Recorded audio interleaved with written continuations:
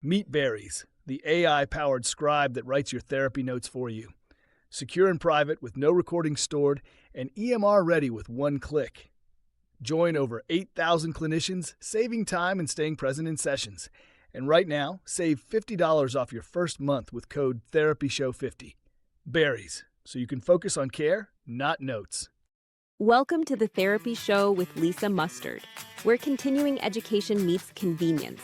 Lisa brings therapists practical conversations with expert guests who share tools, techniques, and insights to enrich your practice. Whether you're on a walk, commuting, or cooking dinner, you can earn continuing education contact hours and stay inspired without sitting through endless recorded trainings. Visit lisamustard.com to join the CE membership and keep your professional growth as seamless as your favorite podcast. Please note that the content provided in this podcast is for informational and educational purposes only and is not intended to replace professional mental health care, diagnose, or treatment. Always seek the advice of your own licensed mental health provider or medical professional regarding your specific situation. While I am a licensed marriage and family therapist and my guests are also professional counselors, the discussions in this podcast are meant to offer general insights and should not be taken as personalized therapeutic advice. Listening to this podcast does not establish a therapist-client relationship with me or any of my guests. If you are experiencing a mental health crisis or have thoughts of harming yourself or others, please contact a mental health professional, call 911, or go to the nearest emergency room immediately. You can also reach out to a crisis hotline such as the Suicide and Crisis Lifeline at 988 in the United States for immediate support. Every individual's journey is unique, and what works for one person may not be suitable for another, so please use discretion and seek appropriate care as needed. Well, hey friends, welcome back to another episode of the Therapy Show. I'm your host, Lisa Mustard, and this week's episode is a pod course, which means that it does qualify for one NBCC continuing education contact hour. So if you would like all the details on this pod course, just head over to my website. The link will be in the show notes. You can learn all about the learning objectives, Dr. Davis's history. You can purchase the pod course for $5, or if you would like to purchase the bundle, that will be available to you as well. So Dr. Davis, welcome to the podcast. It is so great to have you. Yeah, thanks for having me. And I really appreciate what you're doing for therapists, because I'm the guy that when I get my license renewal notice, I go, oh crap, I have no continuing education credits. And so I've got to scramble. So to have a way of getting them that fits into people's busy lives is really great. Oh, cool. Well, I love this concept. I think it's a great way to get your CEs in. I just renewed my license here in South Carolina. We had to renew by the end of August, so I'm so happy. Whew, got them done for 2 more years. Well, so can you share with our listeners a little bit about who you are, what you do, and how you help people? I'm a psychologist, and I've been specialized in working with males and male development throughout my career. After I did my graduate work, I was a fellow at Harvard Study of Adult Development, and it's studying a group of men across their entire lifespans. And then when I got into full-time clinical practice, I started working with boys who I've come to call challenging boys, because they make life challenging for their parents, their siblings, their teachers, their coaches, their peers. And in the course of working with these challenging boys, I learned that the model that I'd been trained in wasn't working well enough with them. I'd been trained in the kind of one-on-one child work, while what the child work is a little microcosm of adult work. So you're in your little therapy bubble, and these kids were having lots of problems out in the world. So I got to know occupational therapists and learned about co-regulation and about sensory sensitivities. I got to know family therapists who helped me understand the importance of seeing the kid in the family context. I worked with educational people who got me into schools, talking with special educators and teachers. And because I started working with parents, and so much of parent work is about helping them work together, I did 3 levels of Gottman training so that I could learn to handle the couples impasses that go with parenting. And then I had one really unusual place where I learned about working with challenging boys, and that was as a volunteer firefighter. Oh, wow. Okay. Yeah, I mean, what a robust Mhm. bunch of experiences that you've had. That's Yeah. pretty wild. Okay, what were you going to say something else about the volunteer firefighter? Well, we'll get to it. Okay. It became the one of the biggest problems that parents of challenging boys have when they come to see me is they keep losing it, right? Their Yeah. kids are melting down and it's so stressful because it's happening in some terrible place like a restaurant or at the supermarket or at a terrible time they've got to get to work. Or it just feels like a personal thing, like they disregard your parental authority. So it's so hard to stay cool. So I applied lessons from firefighting that I knew that firefighters can stay calm and act effectively and efficiently in very, very stressful circumstances because they've planned for it ahead of time. They're not making big decisions in the heat of the moment, literally the heat of the moment. They're implementing a plan where everybody knows what their job is, everybody knows how to proceed ahead of time. So they're just implementing that plan. Okay. Wow. I mean, you're drawing from so many different, I guess, models and theories and ways of being in this world. And as therapists, I think that's really something else. So all of this has culminated into a book that you've written. So, right? Is that okay? What's the name Yeah, of the so book? yeah, thanks. My book's called Challenging Boys, A Proven Plan for Keeping Your Cool and Helping Your Son Thrive. Okay. So one of the things that I felt, I've been in practice for almost 30 years, and I've learned a lot over that time, and I wanted to be able to share what I've learned and the experience I've gained with a wider audience than I could in my practice. Mhm. And so in my book, I walk parents through a process like what they would go through with me if they were in my practice. Okay, cool. So the book is mainly for parents. Yes. But also I'm guessing therapists can learn a lot from your book as well. And then do you also work with therapists? Do you do any type of training or coaching with them or share your model outside of, your practice? Yes, I have. I mean, I'm primarily in academic setting. I was a part-time faculty member in the Harvard Medical School for 25 years, and so worked with psychologists, social workers, licensed mental health counselors, psychiatrists who were doing internships at the hospital that I was affiliated with. Okay. Okay, cool. So in today's pod course, we have some objectives that I'd like you to cover, but where would you begin with therapists who are their ears are perked up. They're going, Mhm. oh, I have I have this type Yeah, of right. client coming in next week. So where would you like to start? How would you like to help them first? I The place that I would start is with having empathy for the parents, Mhm. that they don't always show it, but they're coming in feeling embarrassed and badly about themselves, that they're embarrassed about how their kid acts and they feel like it must be because of something they're doing wrong. Mhm. They're embarrassed that they lose it all the time. They know they're supposed to stay cool. Every parenting book says that, and they're embarrassed that they're fighting with their spouse. So the first thing that we want to do is have empathy for their struggle Mhm. and validate that this doesn't happen because of bad parenting. This happens because of challenges that their child was born with. And so that's the first thing we want to do. And there's a Dr. Stanley Greenspan, who is a child psychiatrist. He has this saying that I love. You're not the problem, but you can be the solution. So Mhm. that's where I want to begin with everybody bought into that model. Okay. This isn't about blaming each other or blaming yourselves or blaming your son. This is about there's a difficult problem here and let's work together to solve it. Okay. Gotcha. So when you say that this child was born with this, are you referring to like temperament, personality? Can you share what Yeah, you so mean? one of the main causes of these challenging behavior problems, I believe, is that these kids are born with what I call a challenging temperament, right? Okay. That if you remember back in school talking about Thomas and Chess and their temperament categories, they had easy, slow to warm up, and difficult. Hmm. And temperament research has evolved a lot since that time, but most models agree that some kids are born with a temperamental predisposition to experience negative emotions easily, intensely, and that they're slow to settle back down to baseline.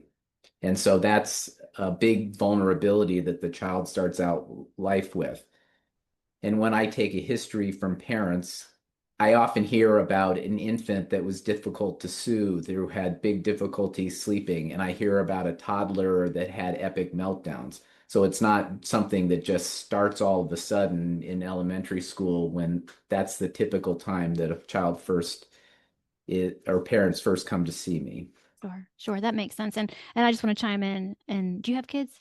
Yeah, I have three. Okay, so yeah, I do. Okay, so I have two, and I can definitely. I didn't necessarily believe in the whole temperament thing until I had children, and then I saw it, and I Oh, yeah. was like, oh my gosh, this is it. This makes so much sense to me. They're born this way. I mean, they really do have a temperament. It's Yeah. fascinating, really is. Yeah. Yeah, being a parent and also working with these kids over all Hmm. these years, I've really come to respect nature. I think we Yeah. come out of graduate school believing that it's all nurture and that we can, you Yeah. know, fix every problem, but Hmm. a lot of it is being able to work with and adapt to a child's innate temperament. Exactly. Yeah, exactly. Okay, that's great. I wish I had known that before we started. I wish I had asked you about kids because now I have lots of questions about, which might go down too personal of a track. But I am curious, did having children influence any of your work or wanting to like learn more about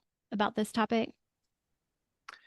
Well, I always wanted to work with kids Mhm. because even before I had kids of my own, because I felt like I wanted to be there early on, right? And try to be of help when the child has his whole life ahead of him.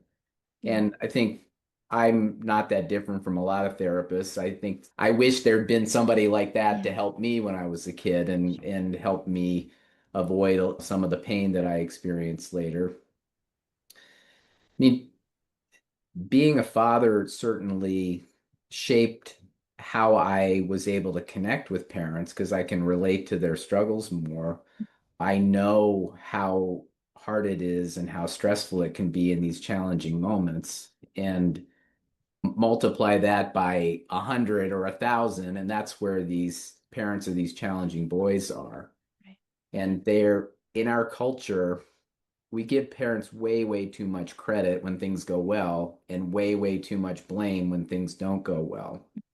And so that's something that's really important to address off the bat, that just because your parents or your friends or even strangers are telling you you need to be more firm or you need to have more consistent limits, that doesn't mean they know what they're talking about because they might not have a challenging child. That's true. That's a really good point. I'm glad. Thank you for sharing that. Your own personal your life with us. Okay, Yeah. so once we recognize that we need to have empathy for these families, these parents coming in, what do we want to do next? Well, the first thing I want to do is to create that emergency plan so that the parents are prepared like firefighters for dealing with the challenging moments.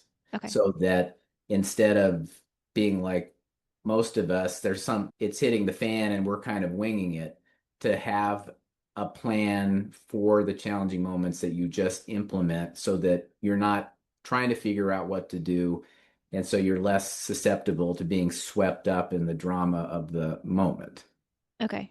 So Got it. the first thing in making an emergency plan is to identify what the triggers are.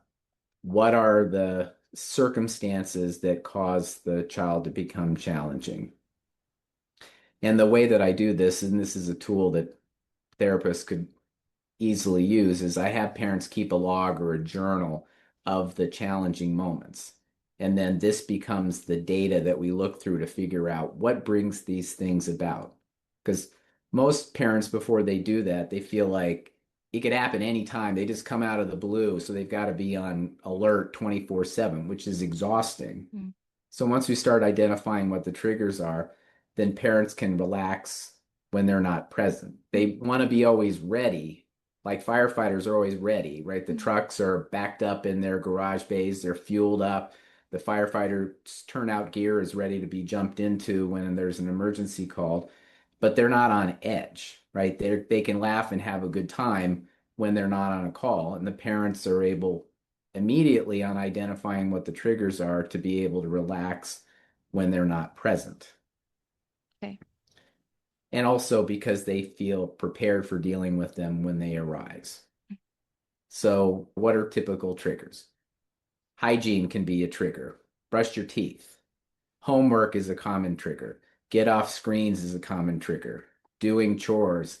Some kids, you tell them to get ready for school, and if you're not on top of them and nagging them every minute, you'll find them in their room on the floor, half dressed, playing with Legos. Disappointments can be a trigger. Frustrations can be a trigger. Transitions can be a trigger.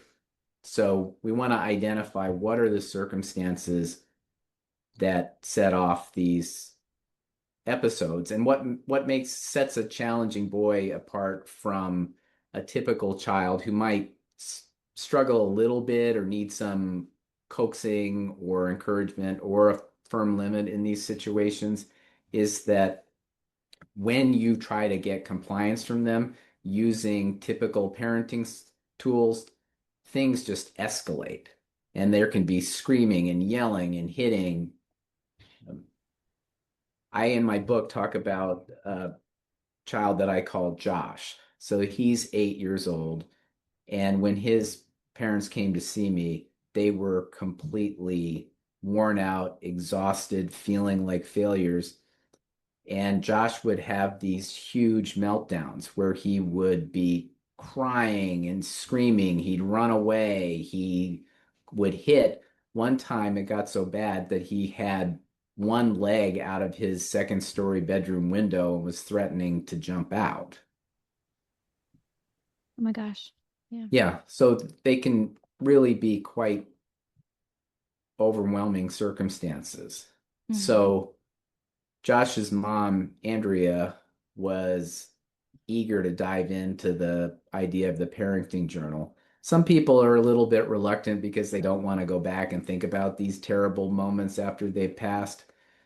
But usually I can encourage them, and people find that going back and thinking about them and writing down in detail what happened helps release some of the pent-up bad feelings from the episodes. So with Josh, we learned that he was very triggered by transitions. So getting off his video games, getting ready for bed, going to soccer practice or soccer games, which confuses parents because he loved playing soccer. So that was the first step. We saw what the triggers were. And then we looked at how the pattern of the episodes, how they played out. And we could see from the patterns that when his parents tried to hold the line and insist that he go to soccer practice, that was when things would start escalating dramatically. They never got him there with their firm limits, and it led to these terribly escalated situations where everybody felt badly about themselves. What was interesting in the case of Josh was his parents were intuitively skilled and flexible in dealing with his transition difficulties if nobody else was involved. So getting off his video games or getting him to bed was just a family thing. But him not going to practice or not going to games, they felt badly about that. He'd made a commitment to his teammates. They were embarrassed they couldn't get him there. So they tended to be much more rigid. And so it turned out that these were the circumstances that led to the biggest explosions. So there's identifying those triggers. And then in their case, which is often the case, Andrea and the dad, Chris, would get into fights in the middle of these episodes because they didn't exactly agree about how to deal with them. And also, challenging episodes trigger unresolved things from parents' childhood. So we learned from the journaling and from talking that Chris's brother was a challenging boy. And this is frequently the case, that one of the parents' siblings or one of the parents themselves had these difficulties. And so those all of the challenges and the traumas related to that from their old childhood, their own childhood can get evoked by these situations. So in Chris's case, his dad was like a my way or the highway kind of parent. And so he would have huge fights with Chris's brother, which terrified Chris. So when the challenging moments would happen, when Josh was refusing to go to soccer practice, at first Chris was kind of identified with his dad, like this can't be allowed to happen. And then so he'd start holding a firm line and being kind of harsh with his limits. And then Josh would escalate and start getting aggressive. And then Chris would think, oh my God, this is my brother and my father, not consciously. And then he would retreat and he'd leave Andrea having to deal with this massively dysregulated Josh. Hmm. And as also is often the case, our kind of traumas intersect with our spouses. And she had a dad who was away a lot on business and kind of a volatile mom. And so she would feel abandoned when her dad was away on a business trip and she was having to manage her mother. And so Chris's retreating in the challenging moments would bring up those feelings. So there's the trigger in the kid, and then there's the trigger in the parents. Sure. And so our plan is to manage both of those. I know I'm saying a lot. Is this making sense? And Oh yeah. I mean, yeah, I think this is just amazing. You're pulling in all the different issues happening in the family system. I just think, I mean, I just love it. I'm an LMFT, so I'm right there with you. And I can relate too, being a human and then being a yeah, therapist, whenever we have issues with a child, I can't help but, reflect what is going on inside of me that this is hyping me up or amping me up. And then, we'll talk about it later. And so much of what you're saying is happening in the room, but you can't identify it really until after everybody's kind of calmed down and you can be reflective on how I or you reacted and responded in that yep. moment. So I really appreciate this perspective. So yeah, I'm excited to learn more. So this is what therapists can do Mm-hmm. with parents is take the data from the journals, help them do kind of the identifying the kid's trigger and then reflecting on their own internal triggers, and then help them make a plan. So Chris and Andrea's plan looked like this. They were going to do the normal things, give Josh a 10-minute warning before it was time to get ready for practice. And then if he initially refused to go, they were going to drop their demand for 10 minutes and give him a chance to kind of let it process. After 10 minutes, they were going to come back to him, remind him again it was time to go. If he resisted again, they were going to give him 10 more minutes. And then after the third attempt to get him to go, they were going to give up on trying to get him to practice. Then the second part of the plan was for managing their triggers. This was a very difficult plan for Chris to accept, and we'll talk about his concern in a minute, but he was like, this is letting the prisoner run the jail. This is insane. So when implementing the plan, it was stressful for him. So he and Andrea had an agreement that if he was getting too flooded himself by not demanding that Josh go, that he would give her a signal and he would retreat into their bedroom. So he's still leaving like he did before, but now it's part of their plan. Now they're a team, they're working together. So she wasn't triggered by it. Mm-hmm. And so in implementing this plan, there was an almost immediate reduction in the number, frequency, and intensity of episodes, and everybody was feeling better. Okay.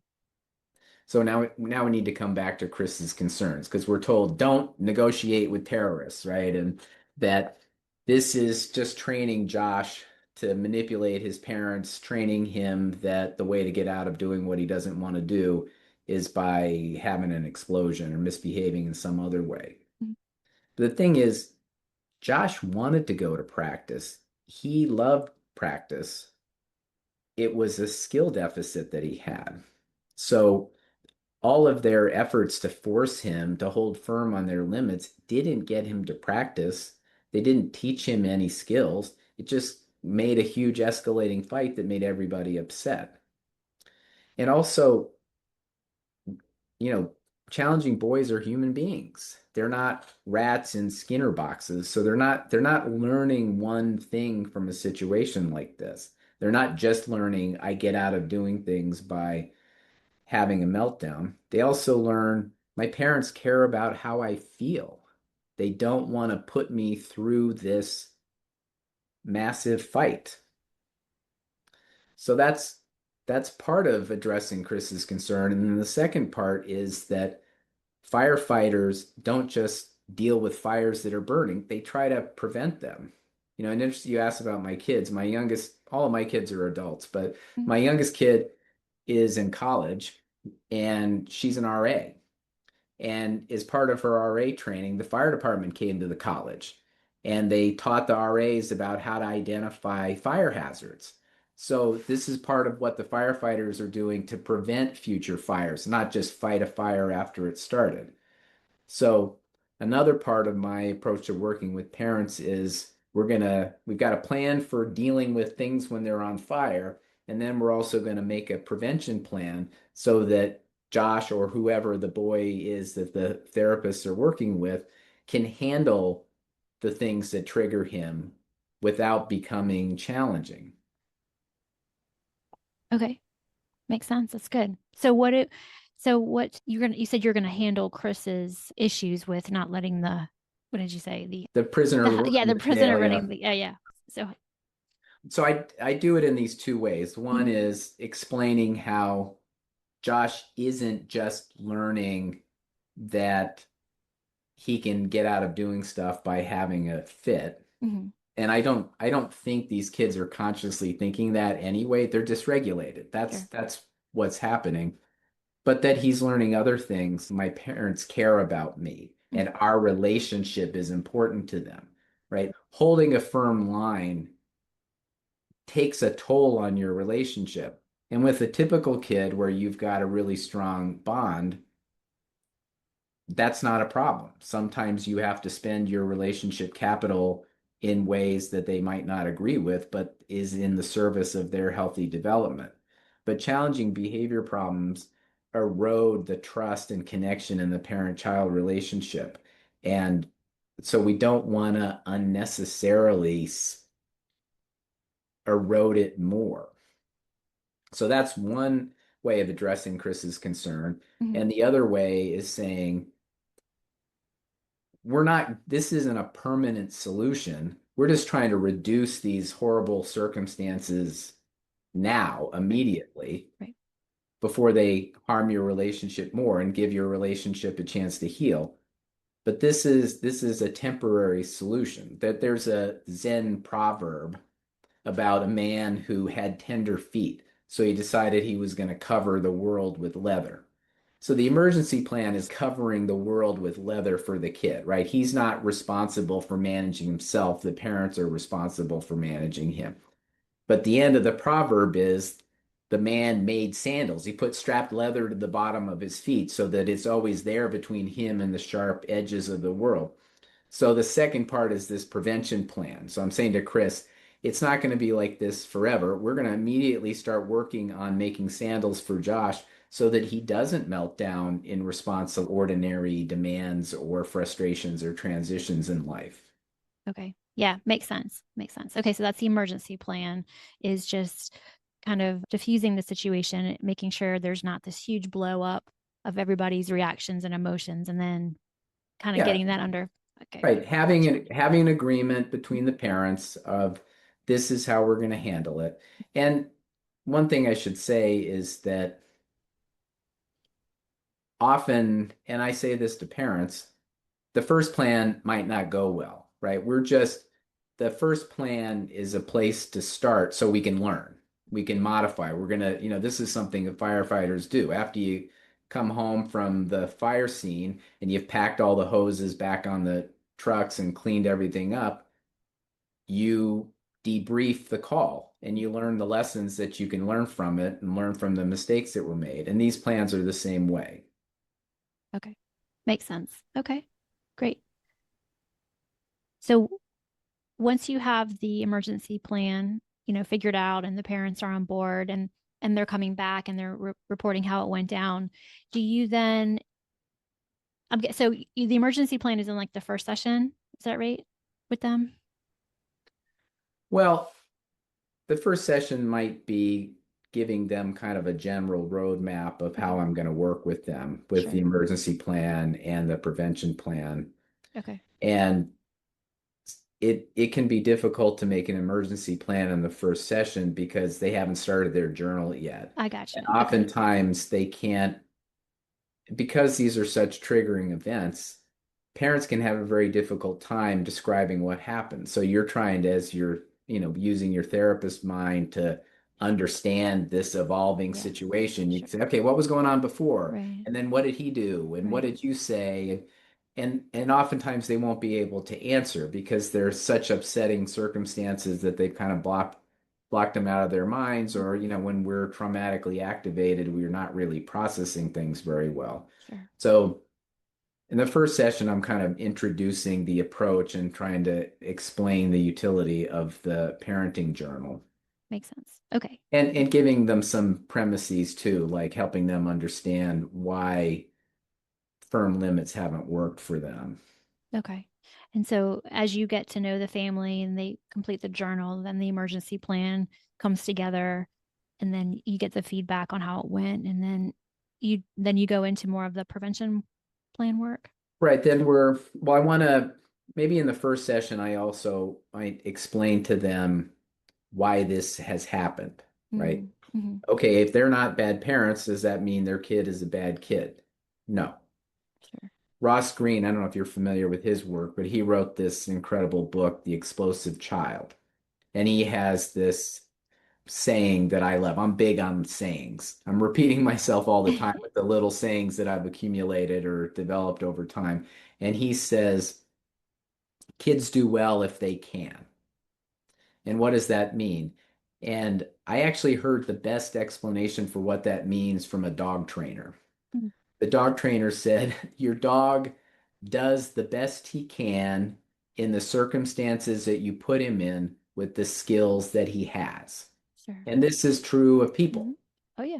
And so so one of my sayings, I may have stole it from someone, but I repeat it a lot, is that what feels like willfulness is actually a lack of skillfulness. So that the child isn't complying, not because he doesn't want to, but because he doesn't have the emotion regulation or executive functioning skills to be able to manage the demands that are being placed on him.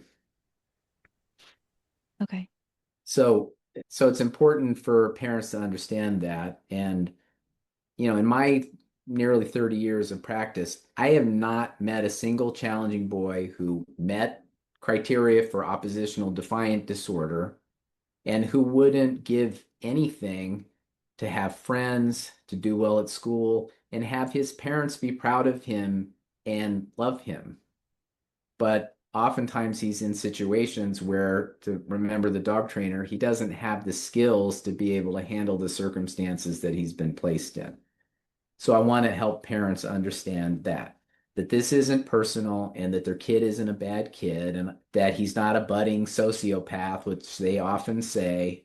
So that's kind of the second step, is explaining that there's this temperamentally based emotion regulation problem that we were talking about earlier. Mm-hmm. And then that there are problems with the core executive functioning skills of inhibitory control, being able to stop yourself from acting on an impulse, Mm-hmm.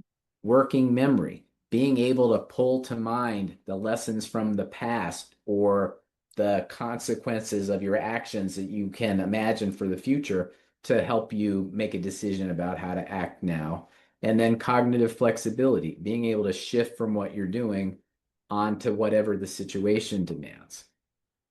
So if we take bedtime as an example, there's a lot of executive functioning demands in a kid getting ready for bed. I got to stop playing or doing whatever I'm doing and shift to bedtime activities. And then I got to hold in mind all the different things I have to do. I got to put my pajamas on. I got to brush my teeth. Maybe I'm going to have a snack. I have to go to the bathroom. And then I also need the cognitive flexibility to stop what I'm doing and make that shift onto all of these bedtime activities. So if we go back to Josh, he didn't have the inhibitory control to stop what he was doing, the cognitive flexibility to shift onto thinking about getting ready to soccer practice, and he didn't have the working memory. He couldn't call to mind vividly his knowledge that he was going to have a great time when he was there. All he felt was the distress at having to pivot from what he was doing onto the go to practice. Plus, like many challenging boys, they feel like the world is against them because it is. They're constantly getting negative feedback. And so Josh, from thinking about going to soccer practice, he's afraid because he doesn't know he might do something there that will get people mad at him. So that's the next step, is helping parents understand that it's these skill deficits that underlie it, not defiance or willfulness or disregard for the parent's authority. Okay. Okay.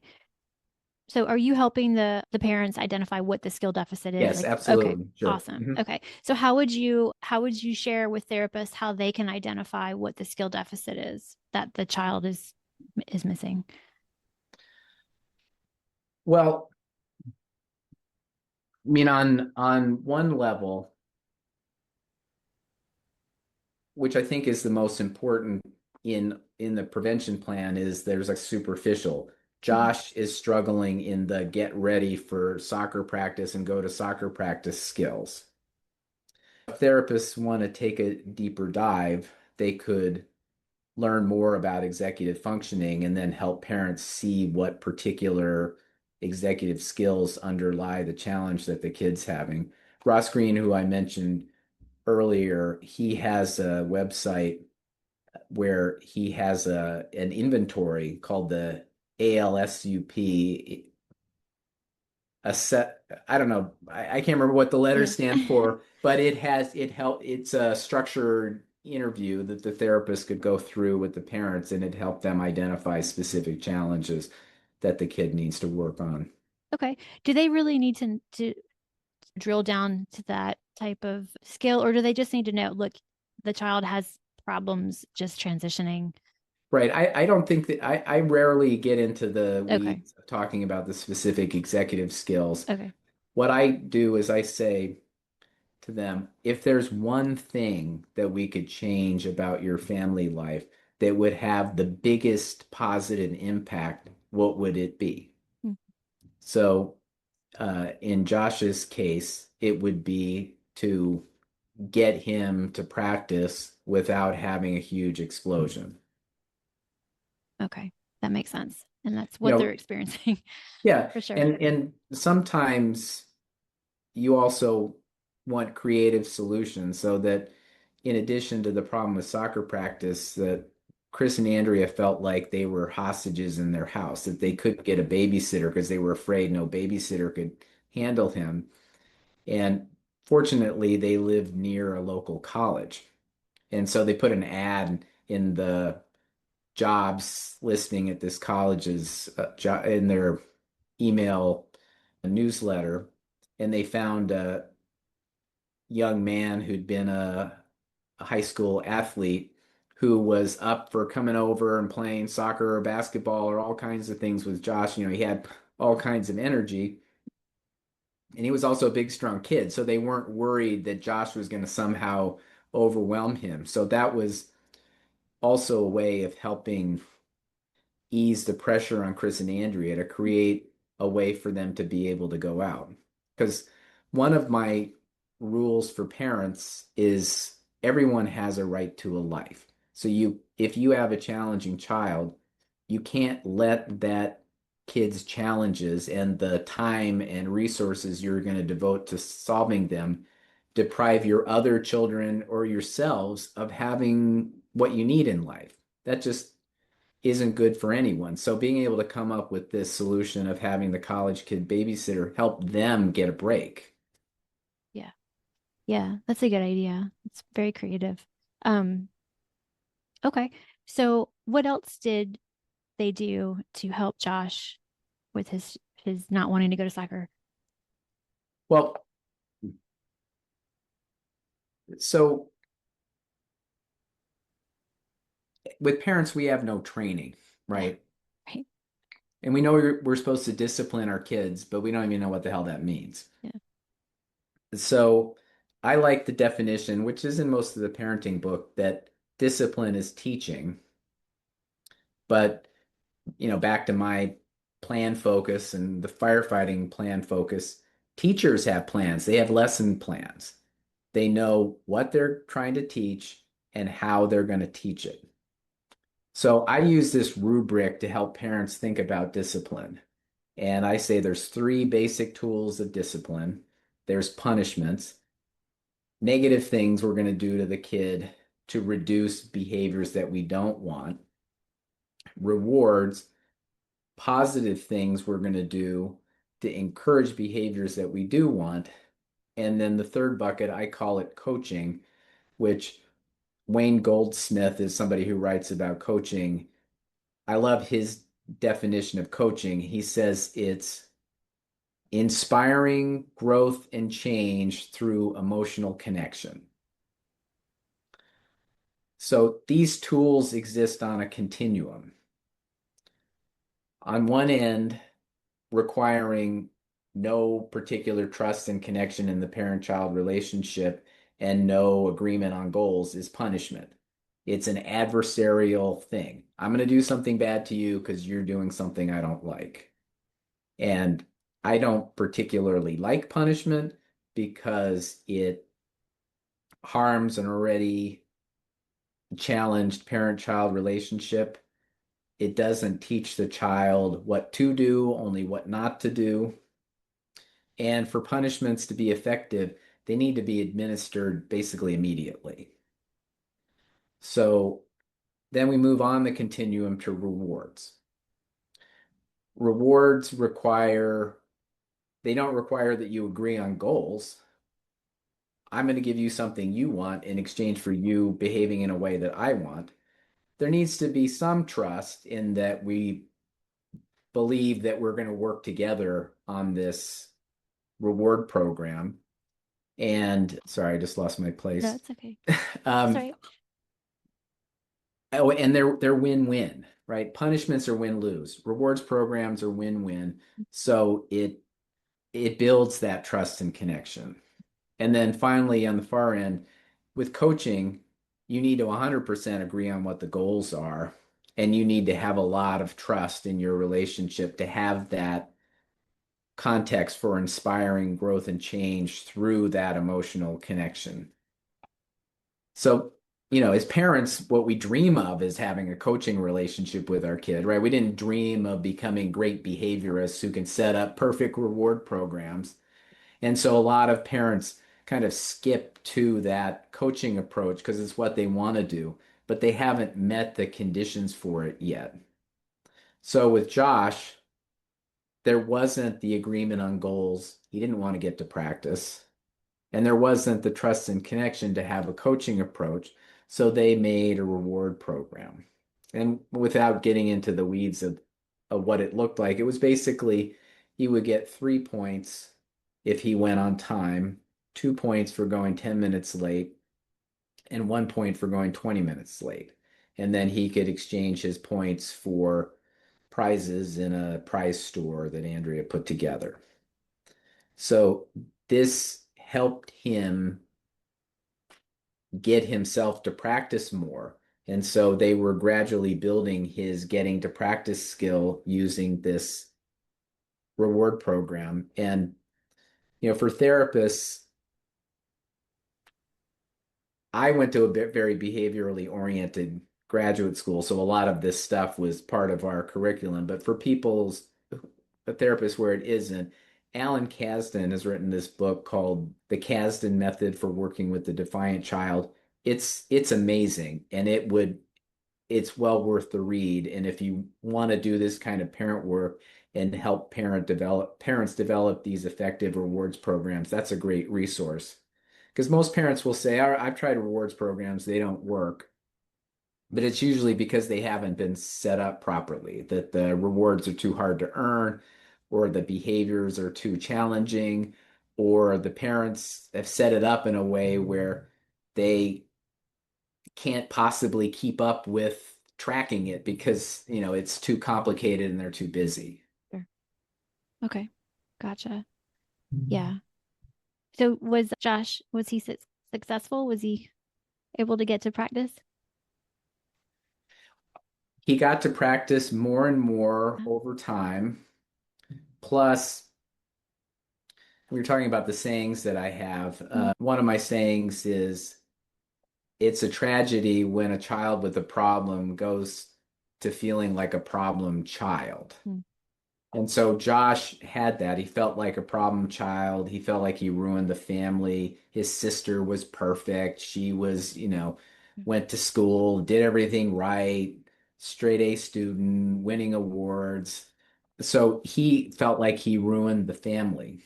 And one of the things that is a big goal of mine working with the kid, but also working with the kid through the parents, is shifting him from this I'm a problem child focus into seeing that he's a child with a problem. And that means, like the rest of us, we all have problems and issues that we need to work on. We're not defective because we have them, we're human. And so Josh got better at going to practice, and he was a skilled athlete. And I had nice follow up from his mom just recently because he had been a starter on the varsity basketball team in high school. So, and he was doing great. So that's a big shift, shifting from the problem child to child with the problem. And just having more experiences of positive interactions between him and his parents and more successes. The reward program, everybody felt excited by it because when it was time to put things on the chart, they did it together, and then he could open the prize box, and it made everyone feel good rather than the way it was before where they were constantly at each other. Yeah. Oh, I bet. Well, I'm glad to hear that he is thriving and he has Yeah. outgrown his Yeah, behaviors. and his parents really deserve a lot of credit. And that's something I should mention also, is that part of why I started working this way is that there's nobody who has more power to influence things, more power to be the solution than the parents. Mm. And so we want them to know that. We don't want them to feel like, okay, I'm a failure as a parent, so I have to bring them to this therapist to fix my kid. No, we're a team. No one knows your kid better than you do. No one has more power to help him learn what he needs to learn. So we're going to work together to make that happen. Right. And so it's very, very empowering feeling for people. Yeah.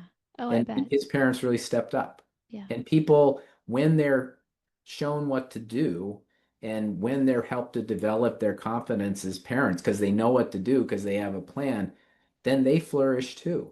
Mm. And they're no longer problem parents, they're parents with a problem. Right. So Josh was 8 years old when the family came to you. At what age, or what are the ages that you feel like this model works best with? I think it works well all the way through high school. Okay. Obviously, when a kid gets older, you're not going to have a reward chart that you're tracking points with a lightsaber and they're winning Star Wars Lego sets at the end. But, you want to. So one of the ideas that's really important in my system is that, and it's something that all therapists know, that the relationship is the foundation for growth and change.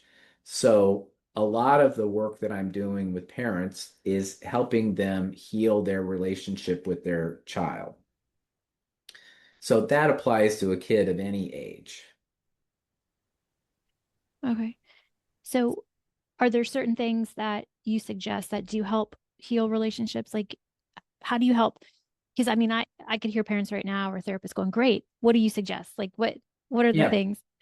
Well, so I like things that help us remember. So Mm, that's why I like these little sayings.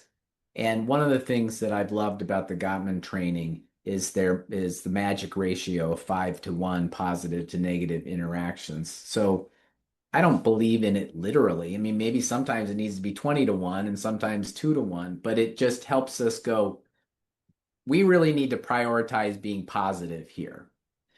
And so I made up a couple of ratios of my own to help parents keep it in mind so that they're able to focus on building the relationship. So one of my ratios is 22 to 2. okay. There, Jay Martin is the winningest soccer coach in NCAA history. And I was reading a book that he wrote where he was talking about his key to making the 2 hours a day of practice productive for teaching skills and for helping players develop, because the other 22 hours of the day, he's focused on building his relationship with them. So I turned that into 22 to 2 of the amount of effort spent on relationship building versus teaching. Because with a challenging kid, it's easy for your whole relationship to be reduced to correcting them and having these aversive interactions. So that's one thing for parents to keep in mind. We got to put a ton of energy into building our relationship. So the Gottman 5 to 1 ratio comes in then. Making the relationship more positive helps. It's a positive parent-child relationship is the basis of self-esteem, self-confidence, resilience. And so I have a mnemonic for thinking about how to make things more positive, and I call it getting straight A's. So more attention, more affection, more affirmation, more acceptance. And finally, we're not perfect. We're going to make mistakes.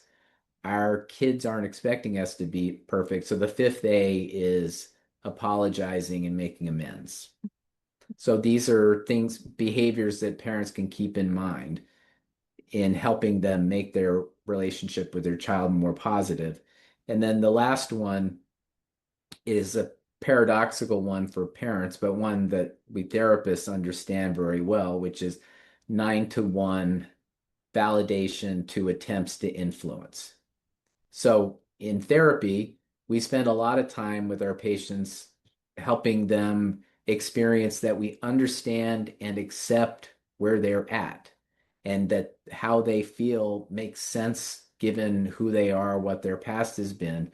And we do that to help them feel understood, safe, so that they can be open to the possibility of our influence and the possibility of change. So this is important with challenging boys, especially because it's hard to feel safe validating your kid when he comes home and says, "Hey, my teacher, I'm going to tell her she's a whatever." Or Mhm. Johnny pushed me on the playground, I'm going to punch him tomorrow, right? That makes us anxious. And so it's hard to have that validation be the first impulse. And it's not, we understand that it's not agreement. Mhm. And so, if we can help parents understand the difference between agreeing and validating, and help them understand that this is the most powerful tool that they have for increasing their child's receptivity Mhm. to changing his point of view, to seeing things a different way, to learning. Right. Right. Okay. Okay. So these are the different ways that you help parents think about how they're going to spend time with their child and Yeah, yeah, building the strength of the right. relationship, Okay. improving the trust. Yep. Yeah, great. Okay. What is there anything else that you want therapists to know about challenging boys or working with challenging boys? Well, I think one takeaway is that it's a process. Mhm. Like most treatments, we want the parents to understand it's a process. So we're always trying to learn and adapting and applying what we've learned to improve our plans and improve our understanding of the kid. we want the child to eventually understand that things are a process. Challenging boys can get caught up in feeling like failures, and so they can't handle a process approach to things, to see that the value is in the effort in doing your best. It's not in the winning or losing. So that's one thing. I think that understanding that the emergency plan is really a powerful way to intervene very quickly and have a positive impact and shift the family dynamic, and that clears a lot of the bad feelings away and creates room for positive change. And then, like we were just talking about, that it's really important for parents to understand that their relationship with their son is the most important thing in his life, and that to really help them see the power in focusing their attention on that. That's great. How many sessions would you say you're doing on average with families? You mean how the duration Yeah. over months? Yeah. Well, I usually work with people for a very long time. I kind of become part of the family. I'm not necessarily suggesting that's a model for everyone, but I might come into a kid's life like when they're 8 or 9 or 10 and see them all the way through high school, because the parents appreciate the support, they appreciate thinking about the new developmental challenges as they arise. Mhm. Sometimes I might see the kid for a short amount of time, but the parents will stay with me because they appreciate having somebody thinking about their kid's challenges with them, even though he doesn't need the one-on-one treatment anymore. I frequently never see the kid Yeah. and only work with the parents. Those are probably briefer interventions, Mm. that the things aren't quite as bad. Yeah. Yeah. I guess I was wondering, do these fit? Because I mean, really sounds like family therapy, if you boil Yeah. it down Yes, to. So yes, I was, yes. yeah. So like how long, I get, and every family is going to be different and all the things that, because you said earlier in this episode or this interview that there's so many components that are making up this family. So it could start with the child coming in, and that's the issue, the reason they show up, but then it could Yeah. evolve into once they get to know you and believe and trust you, and you're giving that you're helping them change their family. I only Mhm. imagine they're like, oh, we want to stick with you. Yeah. So yeah. Okay. Yeah, and you mentioned adolescence. I mean, with younger kids, I'm rarely meeting with the kids and the kid and the parents together, but with adolescents, that's a frequent thing, helping them Yeah. work out their conflicts all together. Yeah. Yeah. Do you do any work with girls? Um, I do see girls, but I'm sort of the rare therapist, at least among my colleagues, that my practice has always been kind of 80% males, Okay. even the adults that I treat. Okay. Well, it's good to know your But niche, your specialty for sure. yeah, and I mean, also one thing I was thinking about is that it's really been a kind of ideal niche for me, Mm. because I really enjoy the work, but also a lot of my colleagues don't want to work with these kids because they're challenging for therapists too. And I enjoy the challenge, and I appreciate these kids. And so to have a specialty that you enjoy and nobody else wants to do is a kind of, from a business standpoint, a good thing to have. Yeah, definitely makes you're very valuable in the world of working with boys and Yeah. families. I think that's really something. Do you have other, is that your one specialty, or is there other specialties that you have? Well, that's I would call that my specialty. I mean, I do all kinds of work. Hmm. I'm doing more couples therapy now just as an outgrowth of doing the Gottman training. Sure. And I do see individual adults. Mm. One thing that as I've gotten older, has become a part of my practice is doing family work with adults and their parents. Okay.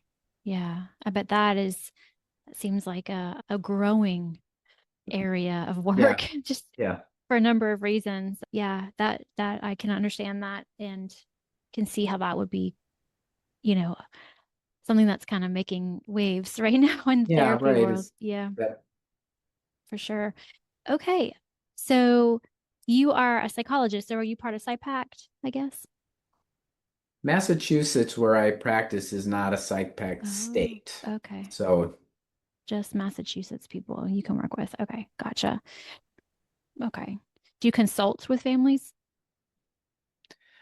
I do, yes. Okay. Okay. And do you also consult with therapists as well, I'm guessing? Yes. Okay. Okay, Yep. cool. Well, we'll put all your contact information in the show notes. So if someone out there has more questions, they can reach out. And of course, we will link to your book. So if they want to learn more about how Yeah, and I think that the book would be a great resource for therapists who want to do this type of work because it really lays out the steps that I take families through. yeah, absolutely. Okay. Well, is there anything else you'd like to share with our listeners today? I think that's about it. Okay. I encourage people, especially who are child therapists, to work with parents because it really helps make the therapy with the kids work. Yes. Oh, I agree. Definitely agree with you. Okay. Well, thank you so much for being here. This has just been great. Yeah, thank you. Please note that the therapy show with Lisa Mustard is for informational and entertainment purposes only and not a substitute for professional medical or mental health advice. Always consult with your therapist, doctor, or physician before implementing any suggestions from the show. The Therapy Show with Lisa Mustard is edited and engineered by Chelsea Weaver. If you're looking to start a podcast or ready to take the editing off of your plate, be sure to visit chelseaweaverpodcasting.com. Well, that wraps up another episode of The Therapy Show with Lisa Mustard. I know there are hundreds of thousands of podcasts out there, and I'm thankful you've chosen to listen to mine. Be sure to visit lisamustard.com to access the show notes and discover all the Podcourses and other continuing education offerings. And I'd be grateful if you subscribe to the show. Thank you.